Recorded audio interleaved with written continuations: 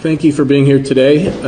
We brought together this press conference to make the following announcement, and that is today Kansas is filing a civil suit against the Pfizer Corporation under the Kansas Consumer Protection Act, seeking enhanced civil monetary penalties, damages, and injunctive relief for misleading and deceptive statements made in marketing its COVID-19 vaccine.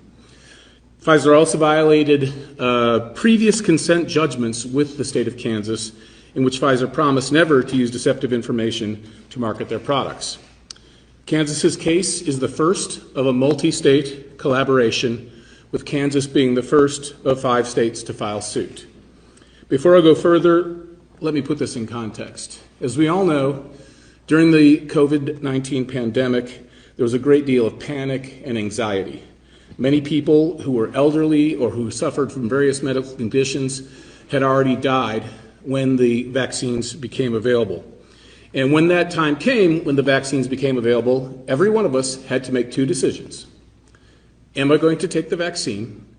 And if so, which vaccine will I choose to take? And these decisions were being made in a hurry.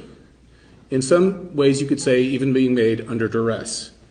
In such an environment, it is imperative that Kansans making that decision receive the truth.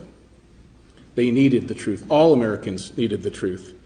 And in multiple respects, Pfizer did not provide the truth. Much of the information in this lawsuit came out as a result of a FOIA lawsuit seeking information from Pfizer that still had not been made public. And it was only a result of that effort that some of the information in this lawsuit is available.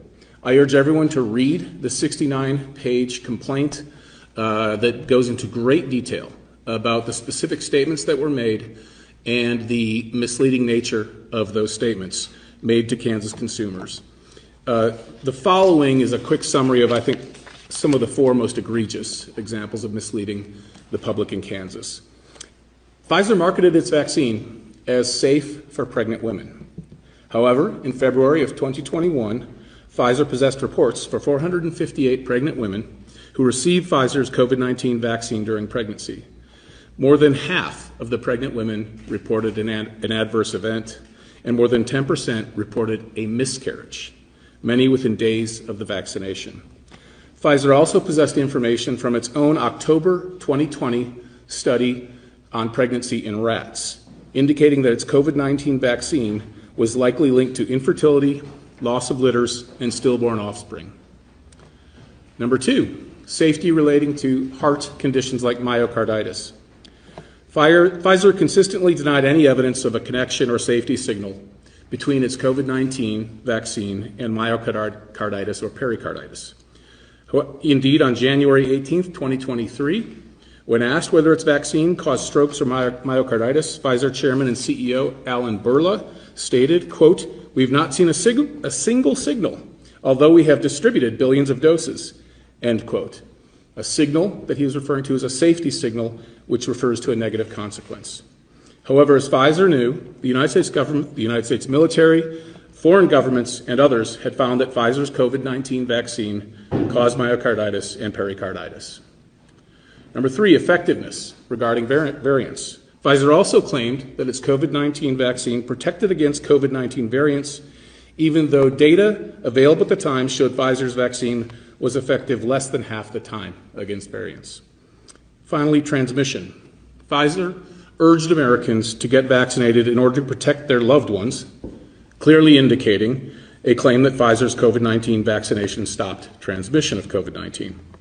Pfizer later admitted that it had never even studied transmission of it after its recipients received the vaccine and whether they could say it stopped transmission. After making these misleading statements, Pfizer also engaged in some censorship attempts.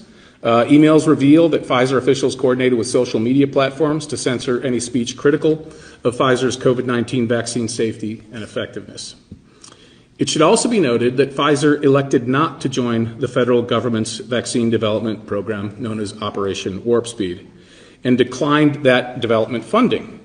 When asked about that, Pfizer's CEO, Albert Bourla, said Pfizer did not participate in the program in order to, quote, liberate, end quote, Pfizer's scientists and to avoid government oversight of its vaccine development.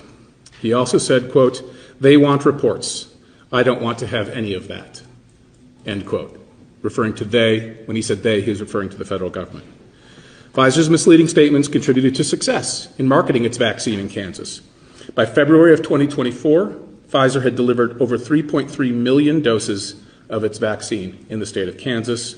This accounted for over 60% of all vaccine doses given in the state of Kansas.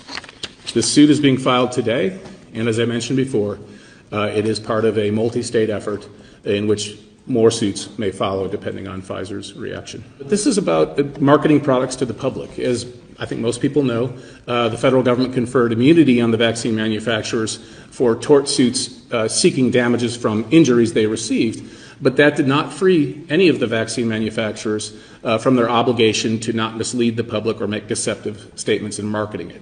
So this is principally about the marketing efforts that were made and how they contradicted what the company knew.